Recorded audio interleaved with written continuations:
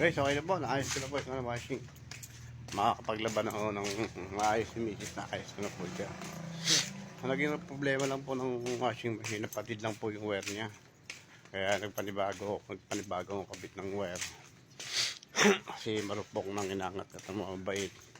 Pinalitan ko po siya ng wire para okay na. Oo. Sinarang mo na. Oo. Parang buong ko. Ayos na po guys, okay na.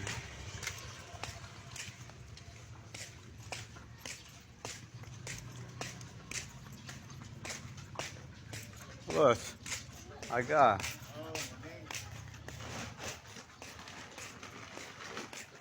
Wala naman ibang problema, yun lang eh. Nagpalit lang po ako ng palit lang ako ng wire, tapos pagana ko siya. Madali maggawa ko lang yung problema yung makina.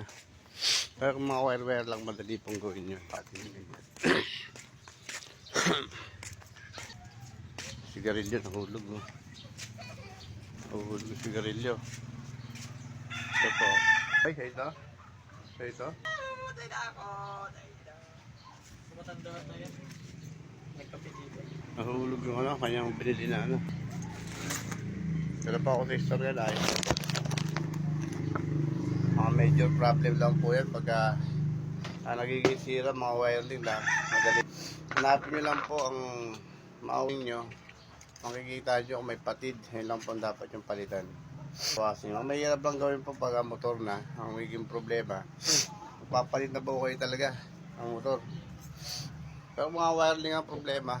Ganun lang guys, gawin nyo. Yung washing, hanapin nyo lang po yung sira. May mga patid. Bustiin nyo maigi. Hanapin ko saan banda yung may sira. Thank you for watching guys. Salamat po. Salamat.